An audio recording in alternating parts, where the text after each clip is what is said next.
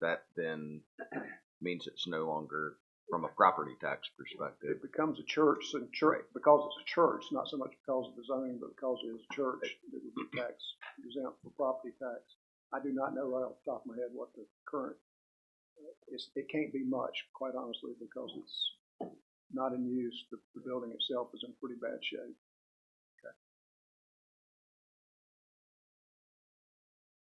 I think they've actually done a lot of beautification. He's already started working on cleaning it up. Yeah, so it really does look really a lot better. But this is not really in our tax area anyway. It's in the county. It's in the ETJ, so it's not taxed, but we do handle the zoning and subdivision. Okay, I understand that, but there's no tax rate difference. You're probably correct. Exactly right about that. So I just pulled it up on the GIS, and it's showing a current value of $95,000. That includes the parking lot area and everything. Part of it too. Yeah, that if we're talking about this one L-shaped parcel or flag-shaped parcel, yeah, it's split, between land and improvements. Will they access the church from the backside, or the parking lot's at the back? So I think will it be a back entrance? Yes. Board, other questions? Okay, thank you, Mr. Black. With that, we will open the public hearing. And do we have anybody signed up, Steve, to? The owners actually signed up, but they said they prefer just to answer any questions you have. Okay. Very good. All right, so we've opened the public hearing. Board, any questions for the property owners this evening? Okay. Hearing no questions and having no further speakers, is there a motion to close the public hearing? So moved. Motion by Mr. Muhammad. Is there a second? second. Second by Ms. Sledge. All in favor? All right. All opposed? And the public hearing is now closed. Thank you all. Thanks for coming tonight. Thank you.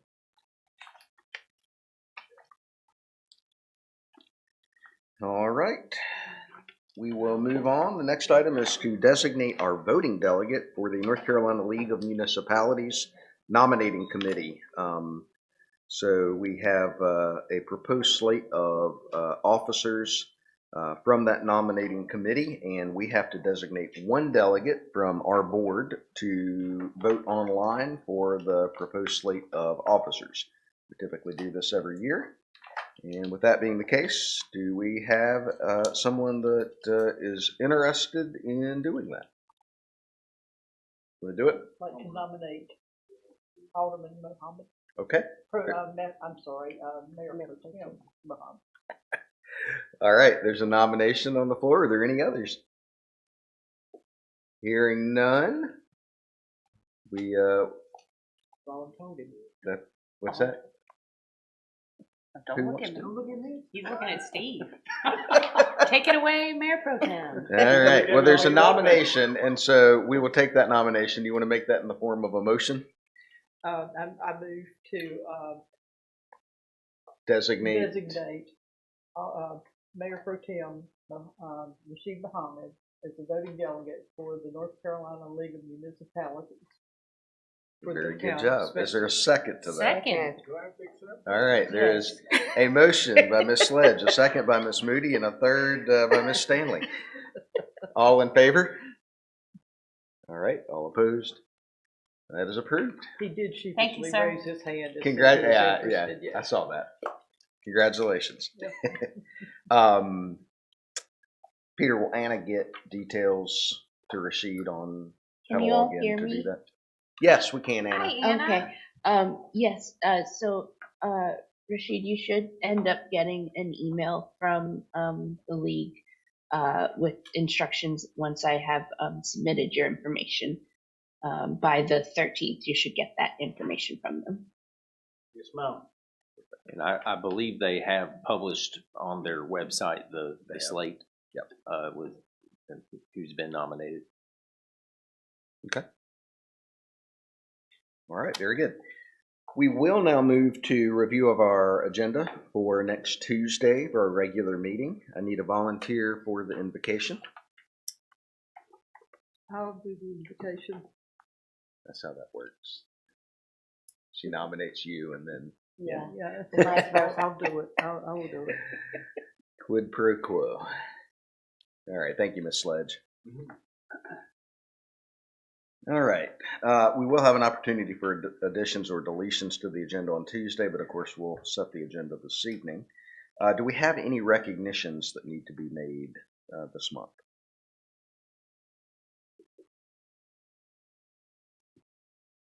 Peter, any from staff? no, sir. Okay. All right, hearing none then, I would suggest that we actually delete recognitions for this month. Or just note that as none. We will then have a public hearing for closeout of our CDBG grant. That is a requirement of that process, so we will, I assume Kyle will be here. Yes. Okay. So we'll do that. Then we'll have an opportunity for public comment immediately following the public hearing. And then we'll consider our consent agenda. Right now, we don't have anything on the consent agenda, but as we go through these items, let's take a look at what we want to put on the consent agenda. I would recommend first that we put the approval of minutes from our pre-agenda meeting in March, our strategic planning session, and our regular meeting in March, all on the consent agenda. Everybody agree with that? Yes. Okay. The next item will be to receive a presentation from Black Mountain Software on the conversion process that we're going through. Anna Etheridge and Diane Seaford from North Carolina League of Municipalities will be here, and Heather, of course, will help coordinate that as well. So that should be a regular agenda item.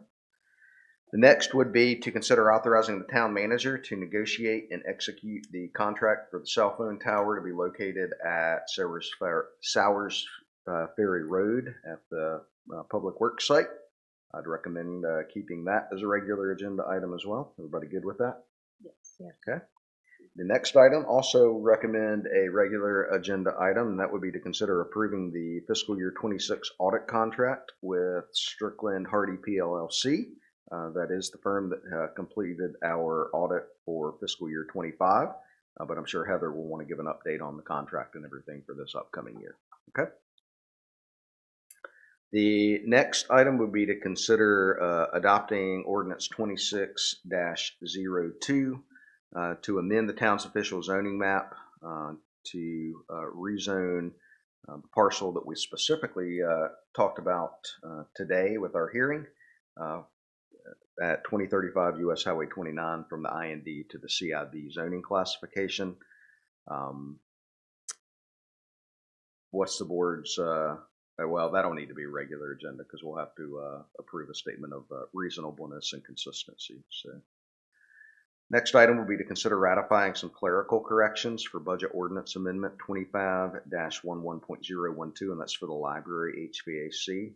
I believe this can be a consent agenda item, unless anybody has questions specifically. Consent? Yeah, you want to do that right now? Transposed. I don't have the information in front of me, but on the original, the revenue, I want to say it was $200 and some odd dollars. Something was in my ad machine as I was adding, so I just moved that amount to my expenses. And when I was entering in the budget amendment is when I realized the difference. So I adjusted the revenues to what it should be, and I changed the fire department overtime amount. I dropped that in the expense line. So those are the two things that I messed up on. Okay. But your numbers should be right now. Thank you for fixing that. All right, so we'll put that on consent. Next will be to consider Budget Ordinance Amendment 25-11.013, donations for the police department. And again, that's just a budget ordinance amendment. I would suggest that we also add that to consent. Everybody good with that? Yes. Okay. The next is to consider adopting Budget Ordinance Amendment 25-11.014, accepting and authorizing the town manager to execute the Rowan County Fire Grant for the fire department. Once again, I would would see. leave that on the Put regular. that on the agenda. regular. I think it's, important for people to know that the county has helped funding. Yep. For Okay. the fire department. Well, good. Chief Lanning will be prepared to talk about it.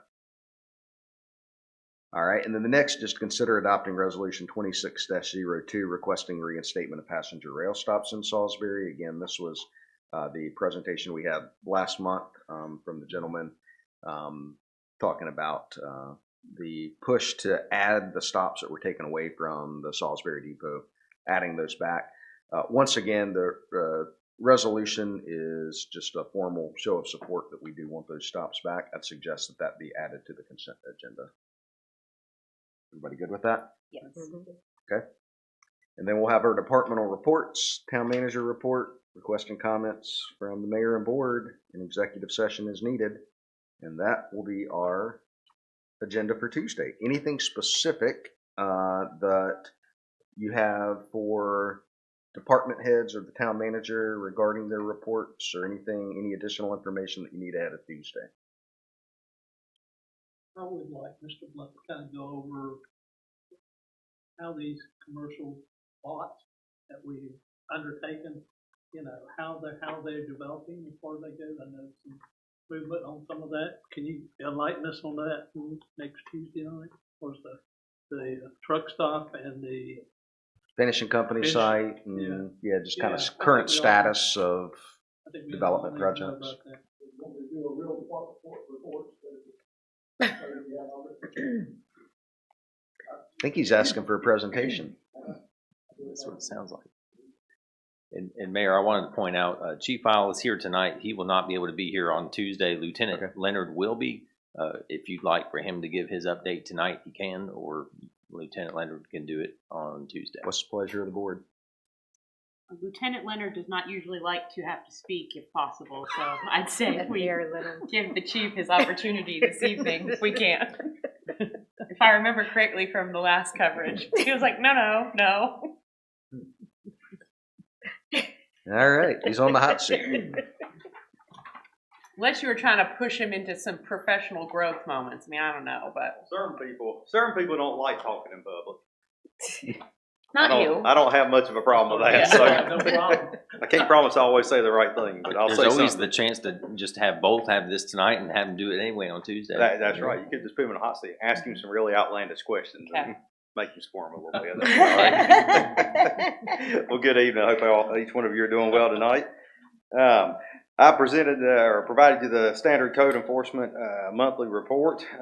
Not anything really just jumps out to report this month, but I did want to remind you that we started doing the door hanger status. So you kind of look at the first graph for the March reports. You'll see you see that purple shaded color. I'm assuming y'all have color, correct, on yours? Yeah. You see the purple shaded for the voluntary abatement, and then when you flip to the next page and you see the 26 yearly report, that is effectively our quarterly report now, since we're this report's for the first 3 months, and you see that voluntary abatement's running at about 50%. So you kind of see how these cases work.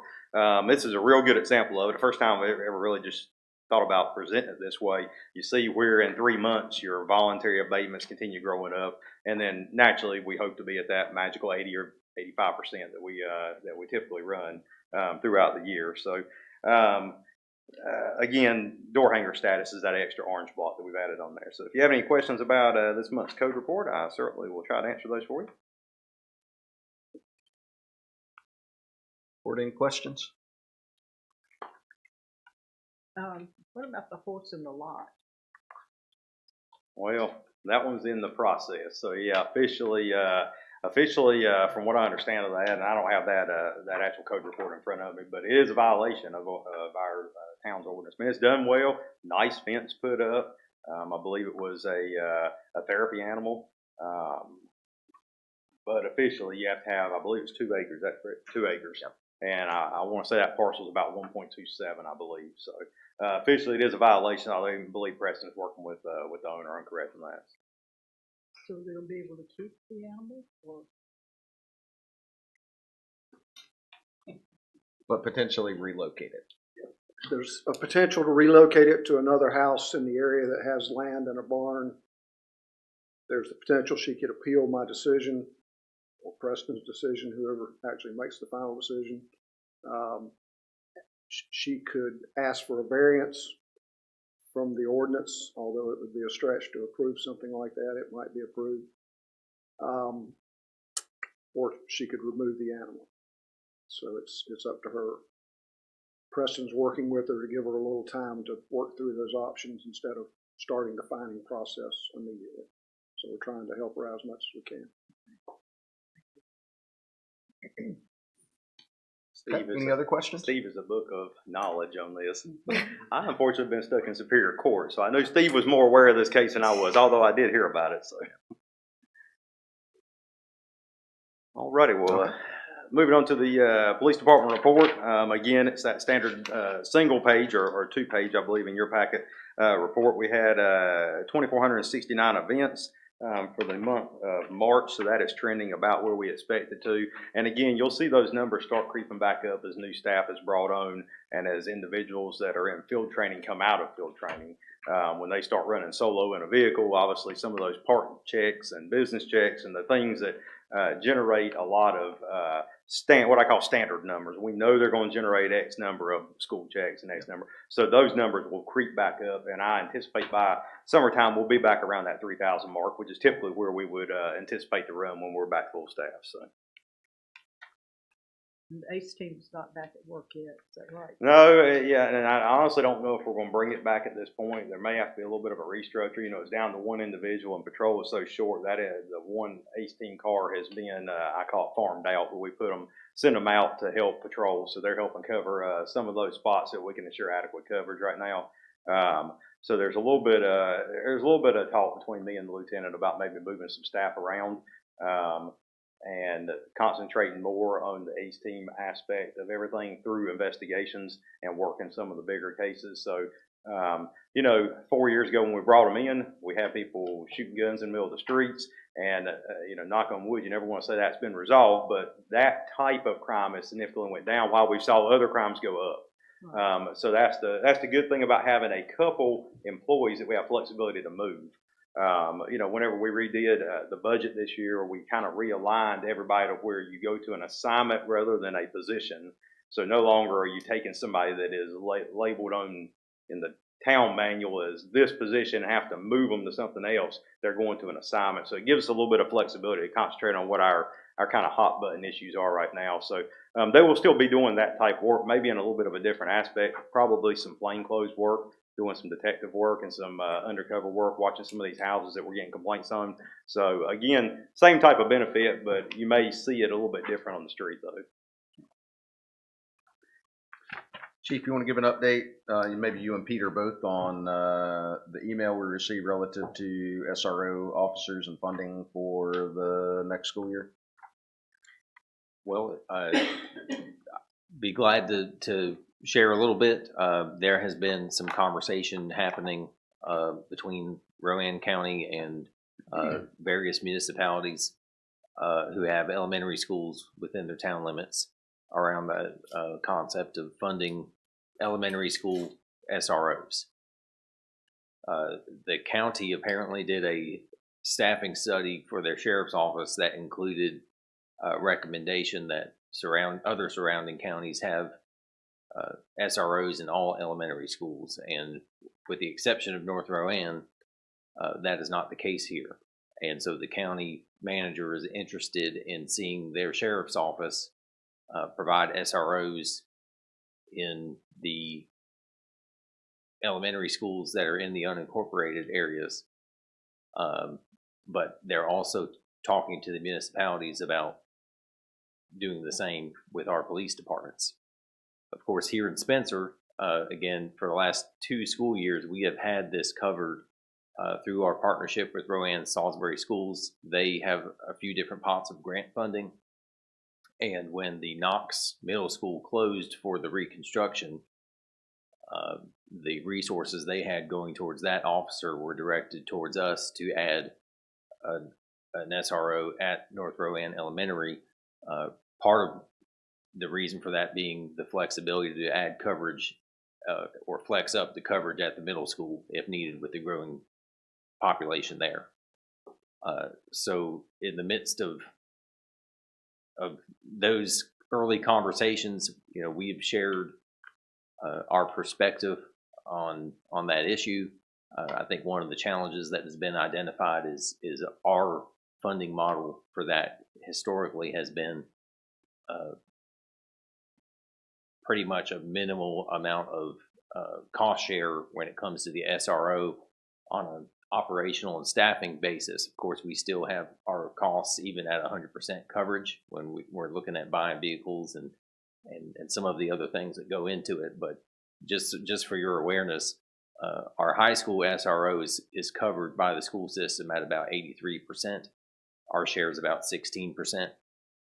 And then for the middle and elementary SROs, it's 100% covered by the schools. So each year, it's a year-to-year agreement that happens where we provide all of our costs for salary, benefits, training, fuel, equipment, uniforms. It covers quite a bit. We have in our current year budget, we have a revenue line from the schools of about $250,000 to cover those 3 SRO positions. That's the school contribution. Of course, we have our share going towards the 1 officer as well. What we understand from the superintendent this week is that their intention is to put us basically on the same playing field as every other municipality, that the funds currently coming towards us for an elementary school SRO are going to need to go back towards the new NOx for the coming school year. And I shared my request about that, where my understanding is there are state grants that school systems able to apply for on a year-to-year basis, I believe, and request funding for certain numbers of SROs. And I would hope that they would be able to scale up what they're doing. Instead of whatever the number is now, if they're looking to cover, I think the number for elementary schools is 17 or 18 elementary schools is part of this conversation. The other piece about this is the schools have had some funding where in the places where there is not a dedicated SRO, they are paying for off-duty coverage to most of the police departments. I don't know if they're doing it for the sheriff's office or not, but there's some amount of funding they're already using to cover SROs, not at a full-time basis, but on a pretty close to it. Yeah, they're covering about half a day. Okay, so they're covering half a day on an off-duty model, paying whatever officer is working at the off-duty rate. So there's certainly some funds there. Yeah, I would say it is a very gray area right now. I was shocked at the email because, quite frankly, originally when it was talked about, there's been some staffing changes. Originally when it was talked about, my understanding was we would likely be keeping that position, and especially since it has served our population at the school well, and it's been a big benefit. I know they're wanting to push it out to every. I think the plan is they want to push it out fast. However, the grant time to apply for the grant, the same one that's paying our officer now, does not open up, I believe, until August. But they're trying to push it out ahead of that, which you can also obviously understand the hiring issues. There's absolutely no chance you'll be able to hire a whole hassle of 17 SROs in a matter of weeks. It's just impossible. And get them in the required training. Right, and they're required training. There's state law that tells how long an SRO can function in that capacity before they go to their SRO basic school. So there's certainly some hurdles that will have to be overcome on this. So I think me and Peter's had a lot of late night talks with various key players across the county. So a little bit of a gray area. Certainly, I think we'll know more by next month. Well, and hopefully a little more by next Tuesday. Hopefully, yes. Yeah. So we'll be our Rowan County Mayor's Group would be receiving an update from the county manager, several county commissioners, and on kind of what they've been talking about from a funding model, how that might look. So we'll get an update on that tomorrow, and I'll report back on anything pertinent to the board. But basically, I think the key takeaways are as of what the school system has told us this week, we will be losing funding for the upcoming year, or once the new NOx is open, we'll be losing funding for that elementary position. And then on a separate note, the county is pushing to implement officers in every elementary school, which would mean then there's the question of how that's going to be funded to then add an SRO back to North Elementary. The other, I think, logistical challenge is that means that is a position, that's a staff position, that is an officer that we currently have that's being funded that either, is a position we either lose or we have to reassign and then basically cover the entire cost of that officer. So there's a significant budget implication coming up for us this year that we're going to have to address. So a lot of fluid stuff, but I wanted y'all to be aware of it. The other question I have for the school system is the premise was that they were adding that additional officer because of the number of additional students that they were sending. And the question is, are those students going back to Knox and to Overton, which is unknown based on the model of the school that they're proposing? Yeah, that was my thinking, because if they've already made friends in the middle school, as far as that goes, could they go back to another school? That's true, because it is a school. North is a choice school, and so and the other is, and I'm not sure, I may be speaking out of turn, but I think the new model for the Knox is that it's going to be more of a magnet school opportunity, and so basically the number of students that they have sent to our community, that's not going to be the same number of students that leave and go back, and so we still have a larger student body. Could be just as much, almost. Correct. Right, right. So it we leaves us in a worse position than we started. Well, and the other thing, our fire department's been very highly involved with those kids down at the elementary school. Would the SRO be furnished by the sheriff's department and have any impact on how we might interact with those? I think initially, I really don't know. I can only speculate. I know there has been some talk and that is a model that's utilized in other counties across the state, where either the county police or the sheriff's office manages all the SROs. So that's certainly a model that they could present and try to push. I'll be honest with you, this is this is odd timing and hard timing in two aspects, because you have a sheriff going out and a new sheriff going in. So if you're asking, who do you ask? Because it's going to change. It's going to change in a few months. So trying to prepare that right now, that is definitely kind of throws a few wrinkles into it. To kind of get to where it may need to be. And I think some of those conversations will be occurring. Obviously, we stand with saying that, there's a benefit to having officers assigned that work in our city, because then, at 9 o'clock at night, when we find, child A on the street, an SRO, we can call them directly and they answer us and they say, oh yeah, we're having problems today at school. So there's a benefit to having an officer from our agency assigned to our schools. If it was to go the other way and the sheriff was to intend on funding it all under the county and taking it over, I think certainly there's going to need to be some conversations about sharing of information, who's responsible for what, because again, it's county property, it's in our city. Typically, we would be responsible for it, but if you have a deputy assigned there, there's going to be some gray area that we would certainly want to iron out between the organizations. I don't necessarily know that that's been pushed too hard yet. There's always that chatter, though, and there are some other counties that handle it that way. So, I think there's been the approach so far has been ready, fire, aim, without thinking through some of the logistics, right? And I think right now, the question is, how are they going to do this? Is it going to be all elementary schools are sheriff's deputies? Are they going to be more of what we're doing now, where those schools that are in a municipality have municipal officers and then who pays for that? If the grant doesn't pay for it or pay all of it, then who's paying for that? How does that money flow? All that's up in the air right now, and so I think we just don't know. But I think we need to be eyes wide open, being able to advocate for Spencer and for our police department and our SROs and for our children. And for our children. There's that connectivity there. The other thing, I think that, we're in an interesting situation, because if they then come back to the town and say, well, if they're funding it at 83% or whatever it is and asking us to pick up the difference, then it becomes an issue, and I think we need to push back and say, well, the reality is these are schools are county funded. They're county funded operations. The legitimate thing is that the county should be paying for all of it, Mhm. and they should be supplementing our police department to do that.